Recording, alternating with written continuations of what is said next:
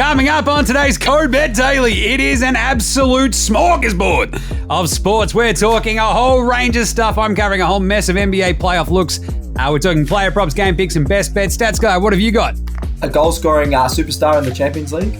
Nice, Alex. A lot of possessions in possibly the worst game of footy this year, and a team that will make the finals. Geez, that sounds good. You better listen to it because it's Code Bet Daily. It's really good.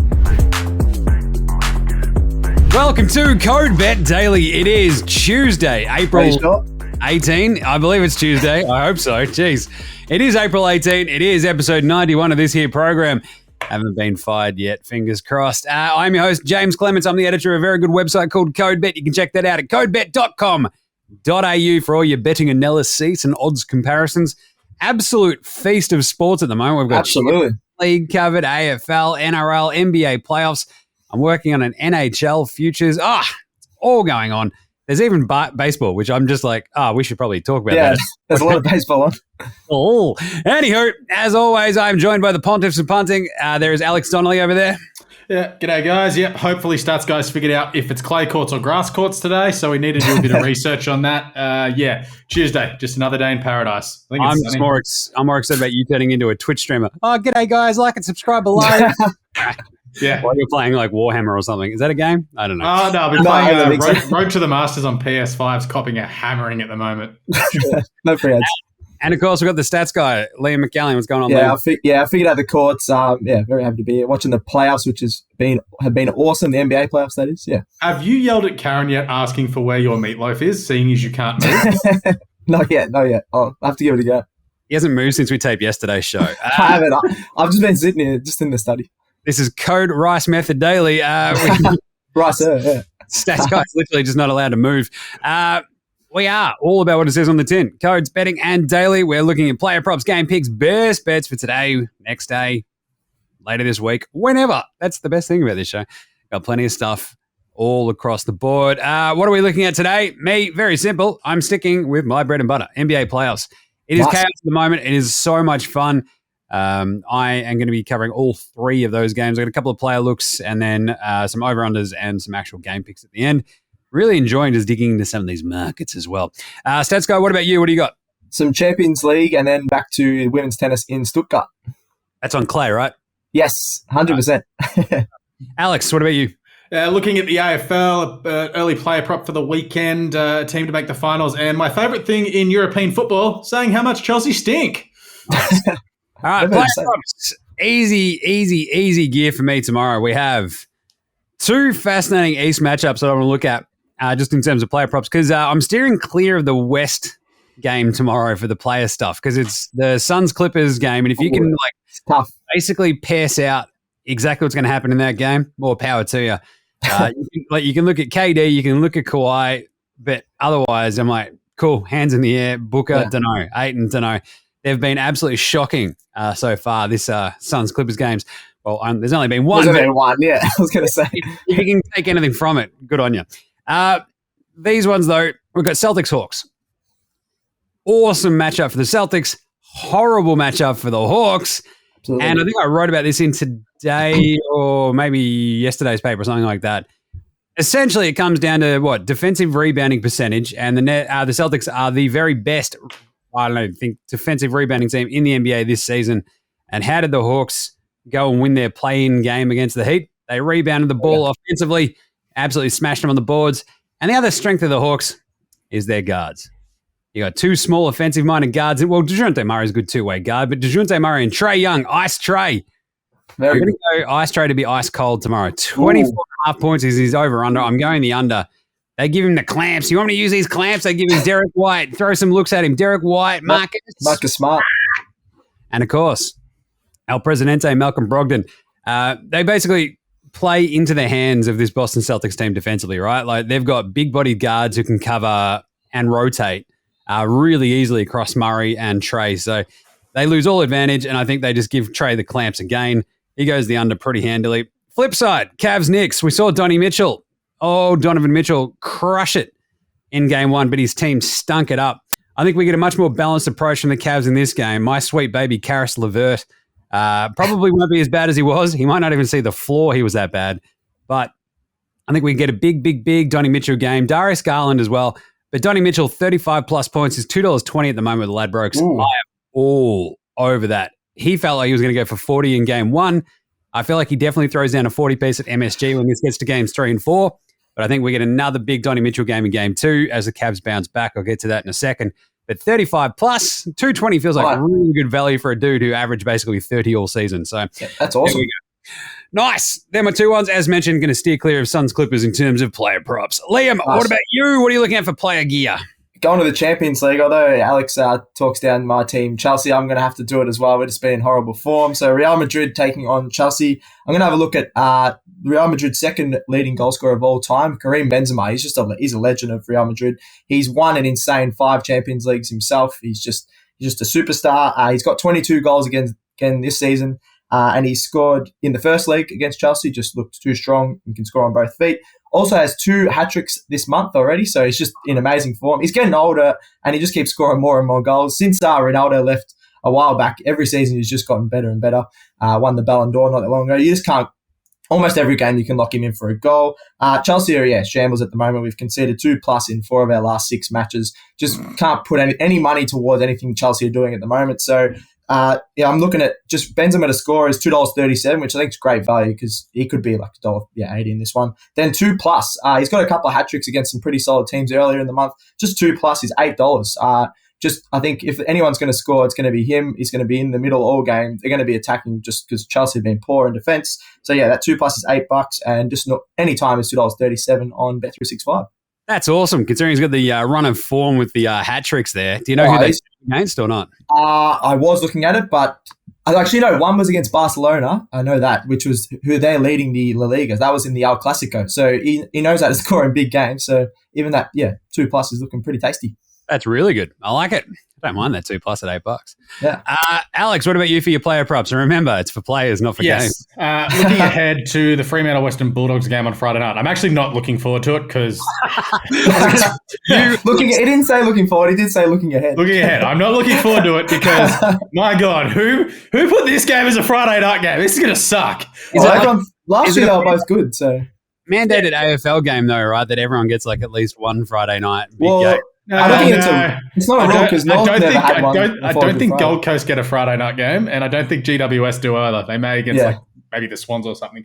I don't mind. It's like first Friday cab off the rank after gather round. They're like, Freo dogs. Yeah, but also shout out to the AFL, like in a negative way, getting rid of Thursday night footy. Like, what the hell, guys? I want more football. I know. This week we could have had Thursday, Friday, Saturday, Sunday, Monday, Tuesday, and then it's like we have Wednesday off, and then footy's back again on Thursday. Come on. It's a horrible job by AFL because literally what does every AFL want? Not less football. It's not. It's not less. It's very simple. I want to watch every game, not have 3 games start at the same time or finishing around the same time on a Saturday afternoon. Jesus. Anyway, that's when we're vice presidents of common sense and planning out the future there. And Melbourne teams, I will make you travel everywhere. I think we should just actually put our hands up for the CEO gig. I mean, on your back, Jill. Three dudes running the AFL. The 3 dudes in Gerald running the AFL would be a great idea. I reckon. Anyway, speaking of this game, we'll get to it eventually. Caleb Sarong, he's one player who I enjoy watching. He's been good. 30+ disposals or 35+ is what I'm looking at for this Friday night. Looked ahead to the weather. It's going to be 26, 27 degrees, so we're going to get a good deck, some good weather. We should see some fast football. He had 37 touches last week in the win over the Gold Coast. He had 35 in the Derby win against West Coast, which ironically have been Fremantle's 2 wins. He didn't clear 30 in round 1. Everyone in round 1 was quite terrible against St Kilda, and he was average against Adelaide, and they got thumped.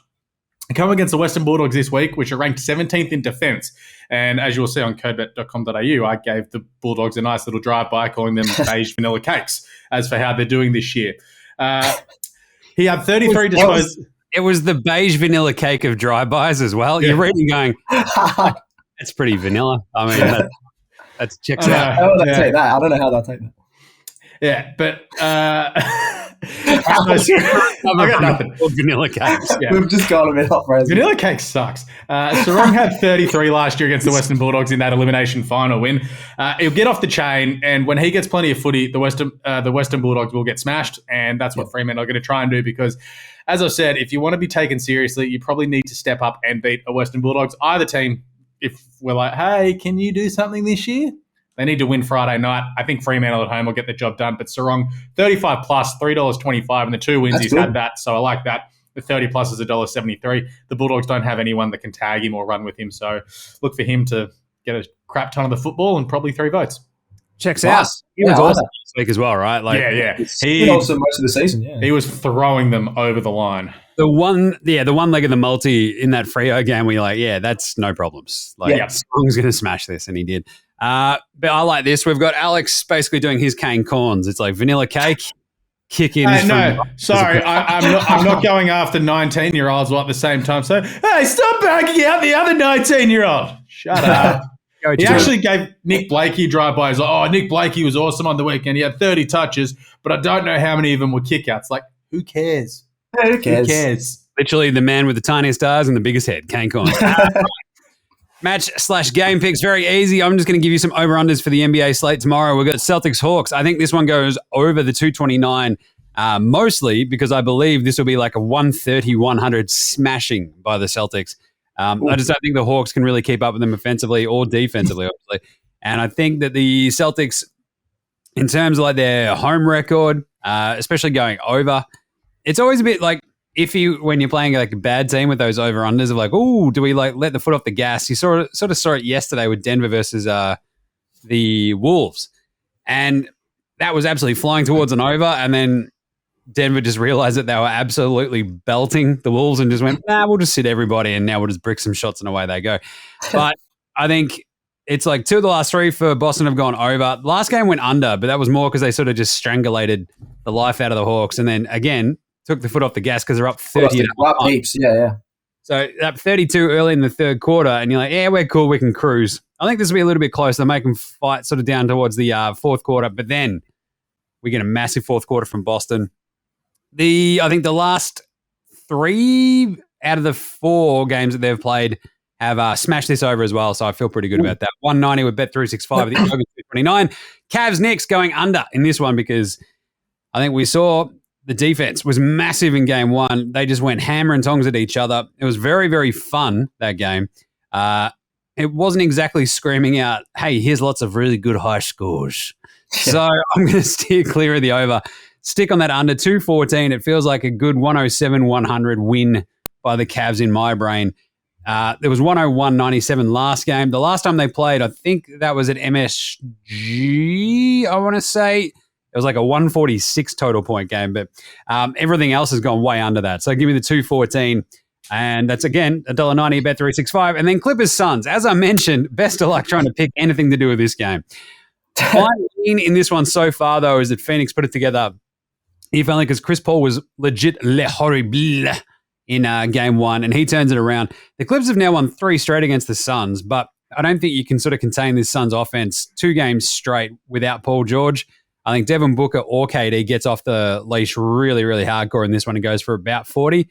The problem is that's why I didn't put it in the player prop. I don't know which one. It's probably Booker because they don't have George and they're probably just like that guard defense is a little bit more suspect when you got Russell Westbrook.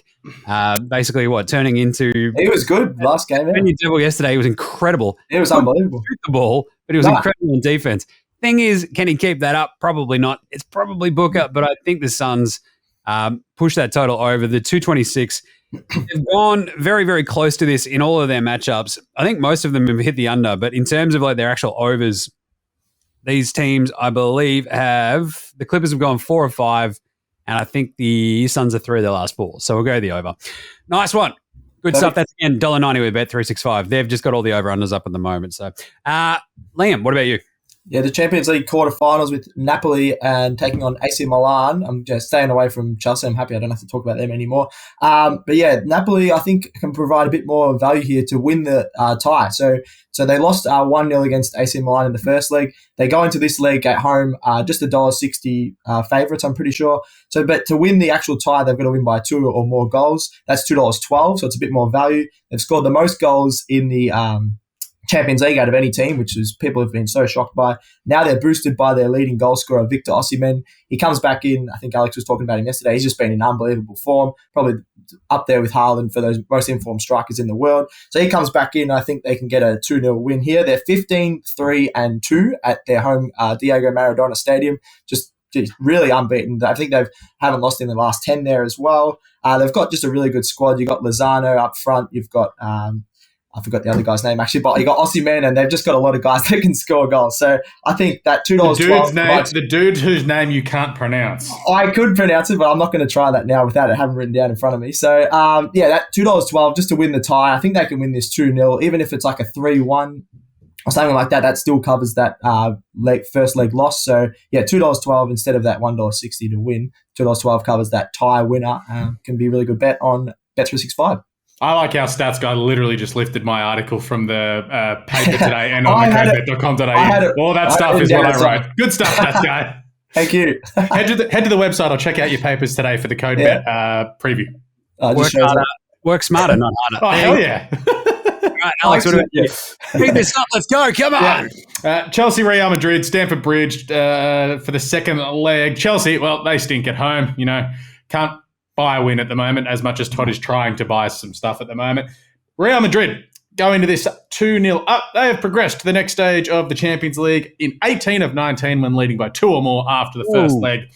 1 or more goals just absolutely kills this off. There's no way knowing this Chelsea team is going to score 3 to 4 goals to progress, given that they struggle to score against Southampton, Aston Villa, Everton. Yeah, we scored our first goal. Do I need to go on? Last game, it was because of the deflection. So yes, exactly. Yeah, for Conor Gallagher, like seriously. Yeah. Real Madrid, last time they rolled into Stamford Bridge, they absolutely crushed Chelsea 3-1. They're going to get the job done again, take the $2.20. They're just going to win. They're so much better than Chelsea. And I love bagging out Chelsea, but Real Madrid are so damn good. Yeah, Real Madrid beat most teams anyway. I've also never heard you bag out Chelsea. No, right? No, it's not a daily occurrence at the moment. Nice one. All right, best bets for today, tomorrow, whenever, to wrap up those games for you in terms of the lines. Hashtag spoiler alert for tomorrow's, breakdown. Actually, that'll go up this afternoon on codebet.com.au. But in terms of, we're going to go Knicks Cavs. Give me the Knicks plus 10.5, the over 210.5, which is actually, you might notice, I said under before. I think this absolutely splits this. I think we go about 212 total. And you can get, this is the classic Ladbrokes Gimme 5, which is pushing out the points total and pushing out the line total, rather. So the 10.5 for the Knicks feels pretty right because I think this is going to be close regardless. And it sort of backs you with if the Knicks do pull off another surprise and it's because they've scored enough to beat the Cavs at home, I think that over 10, 209. That's a good line, yeah. It sort of splits the middle. I like that a lot. Then you got Clippers Suns. The Suns minus 7.5 and the under 226.5 points is 360 with Bet365.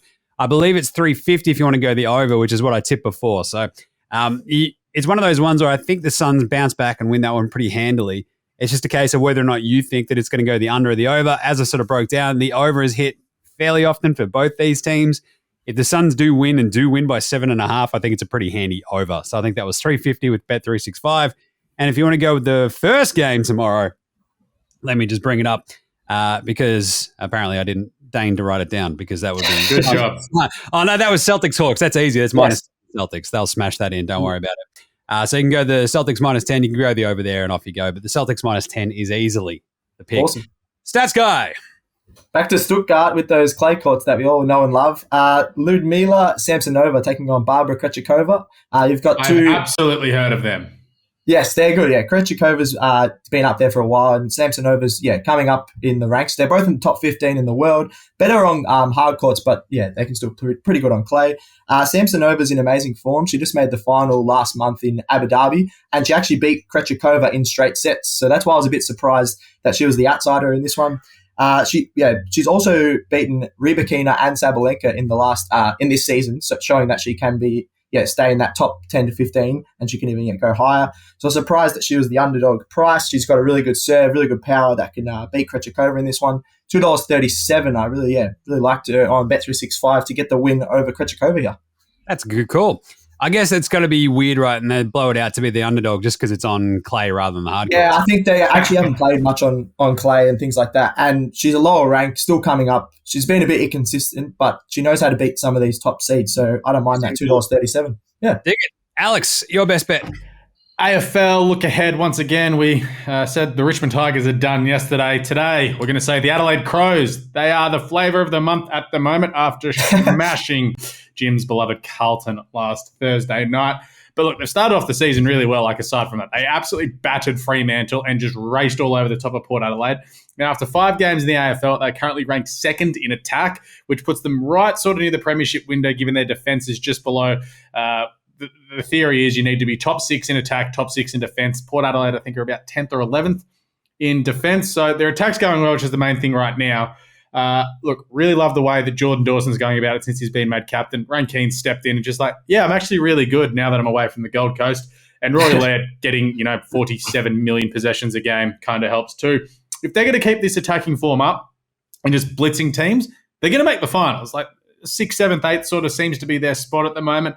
Come up against some good teams, they'll probably get beaten, but they're also going to cause some shocks along the way, given the seemingly it's the worst thing ever because they have a home ground advantage at the Adelaide Oval. But look, they've got a massive month coming up. They got Hawthorn this weekend, so that's a W straight away. But then they've got Collingwood, the Saints, and Geelong. If they can go 2-2 or 3-1 in the next month, they are really set up for a crack at the finals because let's be real, they probably should have beaten GWS in round 1. They're 3-2 at the moment. If they're sort of at that, 5-4 after 9 rounds, even 6-3, they are really well set up. They're $2.25 on BetR to make the top 8. Given that I think some of these teams that are currently in the top 8 are going to slide out because they've had really soft draws to start, and the slide's going to come for a few of them. And I'm still not sold on Geelong. As I said, I think Richmond are done, and there's a few other teams in there like Port. Who knows? They could come out and get hot. But I think Adelaide, that Sydney Swans are sort of like 2021. Like, hey, you guys stank last year, but we may need to take you seriously now. Yeah. Nice. All right, good call. Yeah, I like that. That's it. Co-Bet Daily done for today. We'll be back on deck tomorrow. Get right around the show. Subscribe on your podcast arc. There you go. Love that. Like, review, and star it. Chuck us a follow on CodeBet socials across YouTube, Facey, IG, Twitter, TikTok, Twitch, all the good stuff. Keep up to date with all the articles we're punching out. So much going on at the moment. Send in any questions via the socials. Leo will pass them on. I assume that we've heard from him. No, still haven't heard from him. He could be dead. Absolutely MIA. All right. Thanks, Stats Guy. Thank you. Thanks, Alex. Yeah, cheers. Thanks to Geraldinho for producing, as always. Does a great job. And thanks to me, because why not? What do we say, Stats Guy? Gamble responsibly. All right, Mayo, your picks come in. Happy bunting. We will catch you tomorrow. Go to bed daily. Out.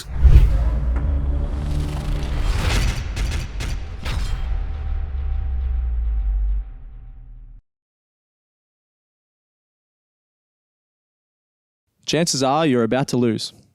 For free and confidential support, call the number on the screen or visit the website.